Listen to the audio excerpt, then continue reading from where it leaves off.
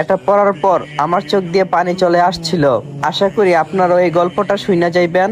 ইয়া রাসূলুল্লাহ সাল্লাল্লাহু আলাইহি সাল্লাম কি করিনি আমাদের জন্য?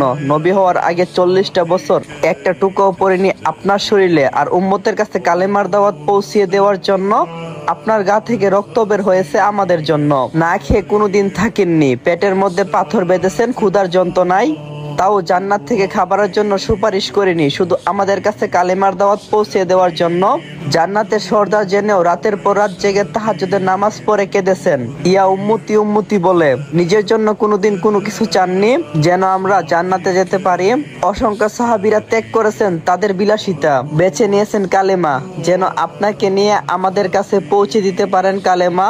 ইয়া রাসূলুল্লাহ, মেরাজের রাতে যখন জান্নাত দেখছিলেন, চাইলে আপনি সেই জান্নাতে থেকে যেতে পারতেন, কিন্তু আপনি উম্মতের জন্য ফিরে এসেছেন। জাহান্নাম দেখার পর বারবার উম্মতের কথা ভেবে চোখ দিয়ে পানি ফেলছেন। ইয়া রাসূলুল্লাহ সাল্লাল্লাহু আলাইহি ওয়াসাল্লাম, যেদিন আজরাইল আলাইহিস সালাম এসেছিলেন জান কবজ করতে, আপনার কাছে অনুমতি চেয়েছেন। আপনি বলছেন, ভাই আজরাইল, আমি চলে যাওয়ার পর আমার উম্মতের কি হবে? ইয়া রাসূলুল্লাহ, সেদিনও আপনি আপনার কথা ভাবেননি, শুধু ভাবছেন গুনাহগার উম্মতের কথা। আপনি মৃত্যুর যন্ত্রণায় বলছিলেন, হে আজরাইল, আমার বুকের উপর কি যেন পাহাড় রাখলে এত কষ্ট কেন হচ্ছে? আজরাইল আলাইহিস সালাম কষ্টে মুখটা অন্যদিকে ফিরিয়ে বলছিলেন, ইয়া রাসূলুল্লাহ, শুধু আমার হাতটা রেখেছি। জবাবে আপনি বলছিলেন, শুধু হাত? এটা রাখতে এরকম যন্ত্রণা? জিবরাইল, যত কষ্ট দেওয়ার আমাকে দাও, আমার উম্মতকে কোনো কষ্ট দিও না।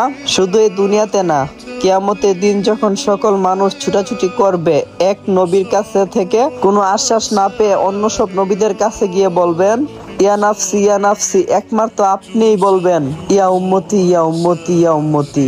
সেদিনও আপনি কান্নায় লুটিয়ে পড়বেন, সেজদায় বলবেন, আল্লাহ, আমার উম্মতকে বাঁচান। আর আমরা সেই উম্মত আজ সুদ ঘুষ জেনা বিবেচার পরকিয়া ঢোল বাজনা বেপরদা বেহায়া নাফরমানিতে লিপ্ত।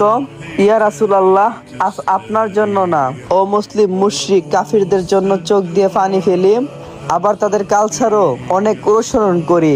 ইয়া রাসূলুল্লাহ, একটু সময় হই আপনার জন্য আপনার দুরূদ পড়ার। আজ আপনার এই উম্মত আপনার যোগ্য হলো না। প্রিয় ভাই আর বোন, নিজেদেরকে কয়েকটি প্রশ্ন করুন, আমরা এমন একজন নবীর উম্মত হয়ে কি করছি, যে নবী মহান আল্লাহ তাআলার বন্ধু ছিলেন। সেই নবী মৃত্যুর সময় কতটা কষ্ট পেয়েছেন, তাহলে আমাদের কি অবস্থা হবে? আমরা কি কিয়ামতের দিন নবী হযরত মুহাম্মদ সাল্লাল্লাহু আলাইহি সাল্লামের সুপারিশ পাওয়ার যোগ্য হব?